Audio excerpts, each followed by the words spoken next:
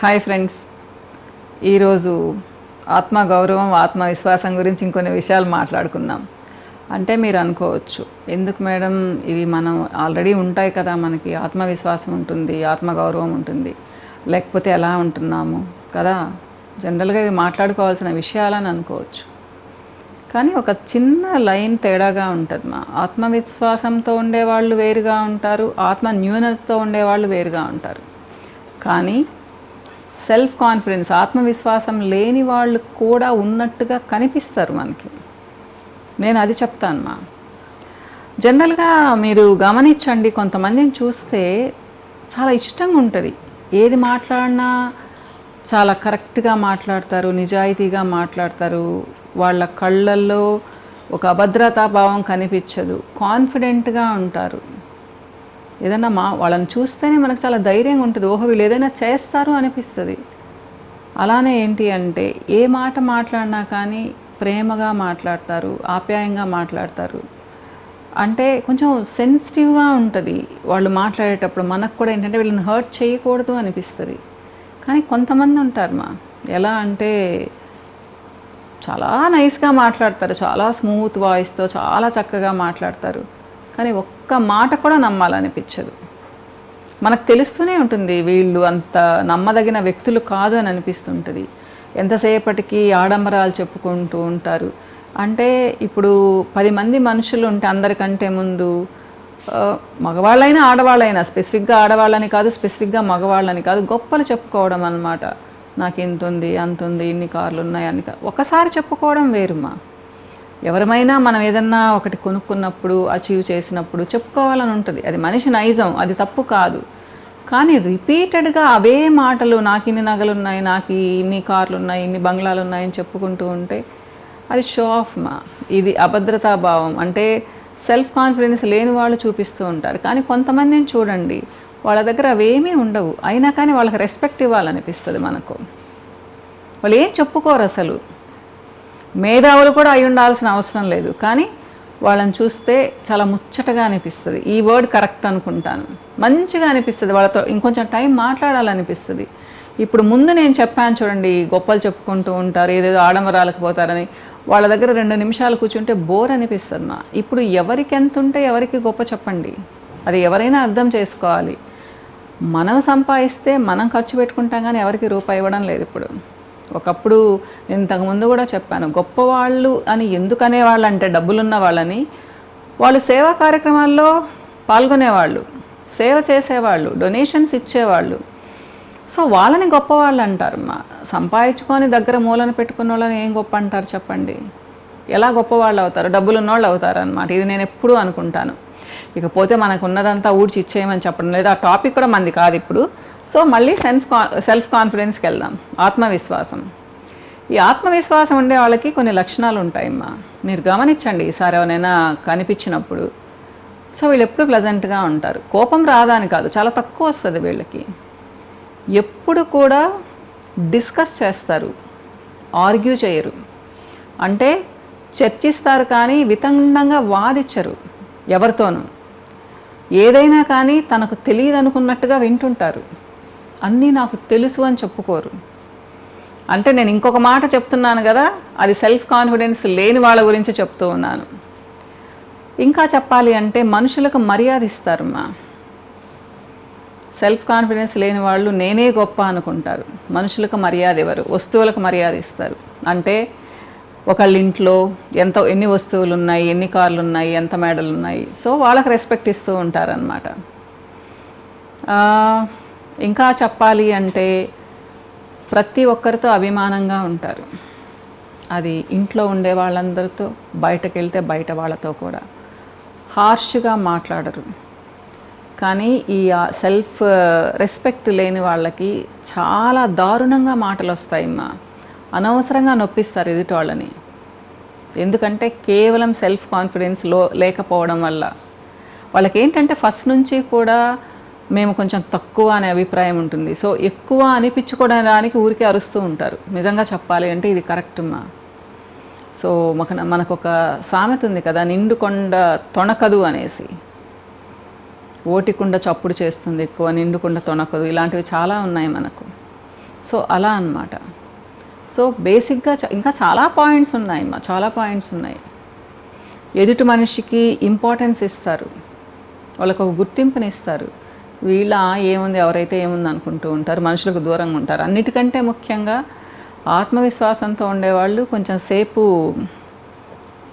ఒంటరిగా ఉండాలనుకుంటారు. అంటే దేని గురించి అయినా మంచిగా ఆలోచించడానికి. ఆత్మ న్యూనతతో ఉన్నవాళ్ళు ఎప్పుడూ ఒంటరితనం కోరుకుంటూ ఉంటారు. ఎందుకంటే వాళ్ళకి మనుషులతో కలవాలంటే భయం, నేను ఎక్కడ బయట పడిపోతానో, నా సంగతి ఎక్కడ తెలిసిపోద్దు అనేసి అన్నమాట. సో ఇలా ఈజీగా గుర్తుపట్టవచ్చు. కానీ మన పిల్లలు కానీ మనం కానీ అలా ఉన్నామంటే చిన్నగా మార్చుకోవచ్చు మనకు మనం. ఈ పాయింట్స్ అన్నీ మనం చూసుకున్నామంటే తెలుస్తుంది. ఎప్పుడైతే పిచ్చి పిచ్చిగా వాదిస్తూ, ఎప్పుడు కోపంగా ఉంటూ, ఫ్రస్ట్రేషన్తో ఉంటూ, ఎప్పుడు అరుస్తూ ఉంటారో, మనుషులంటే లెక్క లేకుండా ఉంటారో, వీళ్ళంతా ఆత్మ న్యూనత ఉన్నవాళ్ళు, అంటే సెల్ఫ్ కాన్ఫిడెన్స్ లేని వాళ్ళు. ఇది సింపుల్గా చెప్పాలి అంటే. ఇప్పుడు చెప్తాను ఆత్మగౌరవం గురించి. ఎవరైతే సెల్ఫ్ కాన్ఫిడెన్స్తో ఉంటారో వాళ్ళకి ఆటోమేటిక్గా సెల్ఫ్ రెస్పెక్ట్ ఉంటుంది ఆత్మగౌరవం ఉంటుంది కదా, ఖచ్చితంగా. ఆత్మగౌరవం ఉన్న వాళ్ళని ఎవరు వేరు చేయలేరు, దూరంగా పెట్టలేరు. వాళ్ళు నించున్నా, కూర్చున్నా, మాట్లాడుతున్నా, కామ్గా కూర్చున్నా, వాళ్ళ చూపుల్లో నుంచి కూడా వాళ్ళ కాన్ఫిడెన్స్ తెలుస్తూ ఉంటుంది. వాళ్ళ పట్ల మర్యాద కలుగుతుంది మనకు. చాలా ఫ్రెండ్లీగా అనిపిస్తారు. మనిషి కోరుకునేది ఇదేమ్మా చివరికి. డబ్బులు ఎక్కువ కావాలని కూడా ఎందుకు అనుకుంటూ ఉంటారంటే, ప్రపంచంలో నాకు ఒక గుర్తింపు ఉంటుంది. మనిషికి ఒక గుర్తింపు కావాలి, అందరిలో ఒకడిని కాదు, నేను కొంచెం స్పెషల్గా ఉన్నాననే గుర్తింపు కావాలి.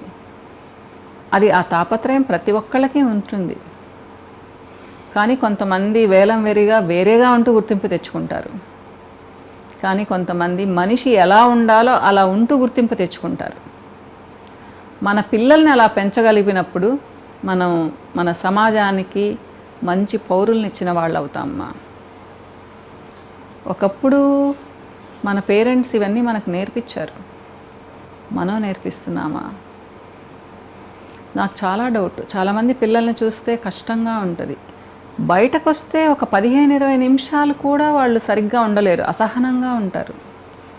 ఇరిటేషన్, ప్రతిదానికి ఇరిటేషన్. ఏంటి ఎంతసేపు, పోదాం పద. నా దగ్గరకు వచ్చే పిల్లల్ని చూస్తుంటాను. కానీ కొంతమంది పిల్లలు ఉంటారు, నాకు చూడంగానే తెలిసిపోద్ది, ముచ్చటగా అనిపిస్తారు. అసలు నేను ఇక్కడ అందం గురించి మాట్లాడడం లేదు, వాళ్ళ డబ్బులు ఉన్నోళ్ళ లేనోళ్ళ గురించి మాట్లాడడం లేదు. వ్యక్తిత్వం అనే పదం వాడను, ఎందుకంటే చిన్న పిల్లల్లో అప్పుడే అది డెవలప్ అవ్వదు. కానీ మనం డెవలప్ చేయొచ్చమ్మా, చిన్న పిల్లల దగ్గర నుంచి డెవలప్ చేయొచ్చు. మనం కరెక్ట్గా ఉన్నామంటే మనం చూసి మన పిల్లలు నేర్చుకుంటారు.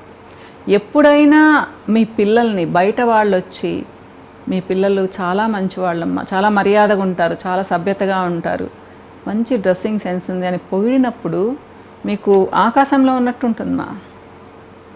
వేరే వారుల్లో వచ్చి పొగిడితే, ఇంకా వేరే ఊరు నుంచి వచ్చి పొగిడితే ఇంకా చాలా బాగుంటుంది. ఓహో మన పిల్లలు ఇలానా అని చెప్పేసి.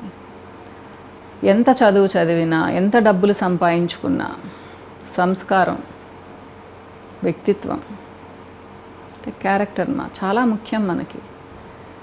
అది మనము పిల్లల ముద్దులో పడి మర్చిపోతున్నామని నాకు అనిపిస్తూ ఉంటుంది. అందుకనే ఇంత మారిపోతున్నాం మనం. పరిస్థితులు అంటారు, నిజమే, పరిస్థితులు మన చిన్నప్పట్లాగా లేవు. మన చిన్నప్పుడు మనకేమీ తెలియదు, గొర్రెల్లా ఉండేవాళ్ళం. కానీ ఇప్పుడు పిల్లలు కూడా మంచి పిల్లలేమ్మా. మనం కూర్చొని చెప్తే వింటారు, మనం టైం స్పెండ్ చేయాలి. సో నాకు కొన్ని కామెంట్స్ వస్తూ ఉంటాయి, మీరు కూడా చదువుతూనే ఉండుంటారు. అంటే కామెంట్స్ చాలామంది అందరూ చదువుతారు అనుకుంటాను నాకు తెలిసి. అంటే నేను అందరికీ చదవకపోయినా నాకు వచ్చే కామెంట్స్ ఒక 3 రోజులు చదువుతాను నేను. కొంతమంది నా దగ్గరికి డైరెక్ట్గా వచ్చి కూడా చెప్తూ ఉంటారు, ఆంటీ మా మదర్ కూడా చెప్పలేదు, మీరు చెప్తూ ఉన్నారు ఇలా, మీ మాటలు చూసి మారామని. ఇది నేను నిజంగా ఎక్స్పెక్ట్ చేయలేదు. అంటే నా మాటలు విని ఒకళ్ళు మారుతారు అని నేను అనుకోలేదు. నాకేదో చెప్పాలని ఉంటుంది సో చెప్తూ ఉంటాను అనమాట. కానీ చాలా సంతోషం వేస్తుంది, అందుకనే ఈ టాపిక్ సెలెక్ట్ చేసుకున్నాను నేను. మీరు గమనించండి, మీ పిల్లల్ని సెల్ఫ్ కాన్ఫిడెన్స్తో పెంచితే వాళ్ళకు ఒక మార్కు తగ్గినా కానీ బాధపడరు, మార్కులు తక్కువ వచ్చిన వాళ్ళని కించపరచరు, నల్లగా ఉన్నామని కించపరచరు, సన్నగా ఉన్నామని కామెంట్లు చేయరు. ఇది చాలా ఎక్కువైపోతుంది సభ్య సమాజం మంది. నాగరికత ఎక్కువైపోతూ ఉంది. మనమేమో ఆదిమ మానవుల్లాగా అయిపోతూ ఉన్నాము. ఏమి తెలియని వాళ్ళలాగా. నల్లగా ఉంటే కామెంట్లు, జుట్టు తక్కువ ఉంటే కామెంట్లు, జుట్టు లేకపోతే కామెంట్లు, తెల్ల వెంట్రుకలు ఉంటే కామెంట్లు, డ్రెస్సింగ్ సెన్స్ సరిగ్గా లేకపోతే కామెంట్లు. ఎక్కడికి వెళ్తున్నామా మనం చెప్పండి? ఇలానే వదిలేస్తే ఇప్పుడు మన పిల్లలు ఓకే అనుకుందాం, వాళ్ళ పిల్లలకు వాళ్ళేం నేర్పిస్తారు? వాళ్ళ నెక్స్ట్ జనరేషన్ ఏంటి? సో ఆలోచించండి మా, ఇది మనం ఆలోచించాలి. మేము గ్రాండ్ పేరెంట్స్ స్టేజ్లోకి వచ్చేసాము. ఇప్పుడు ఎవరైతే 30 years 40 years మధ్యలో ఉన్నారో వాళ్ళు ఆలోచించండి, మీ బిడ్డల్ని ఎలా పెంచుకుంటూ ఉన్నారు, వాళ్ళకి ఎంతవరకు సభ్యతా సంస్కారాలు నేర్పిస్తూ ఉన్నారు. మీరు 10 బిల్డింగులు ఇచ్చినా కానీ, 1000 కోట్ల ఆస్తులు ఇచ్చినా కానీ, సంస్కారం అనేది ఉంటే ఎక్కడికి వెళ్ళినా స్పెషల్ రికగ్నిషన్, ఎక్కడికి వెళ్ళినా స్పెషల్గా చూస్తారు వాళ్ళని. అది నేర్పిద్దాం మా పిల్లలకి. స్వామి వివేకానంద అదే చెప్పారు. మన రూట్స్ నుంచి సభ్యత, సంస్కారాలు, సంప్రదాయాలు మన నరనరాలో జీర్ణించుకొని పోయి ఉన్నాయి. అవి మనం పోగొట్టుకోవద్దు మా, నేను అది చెప్తాను.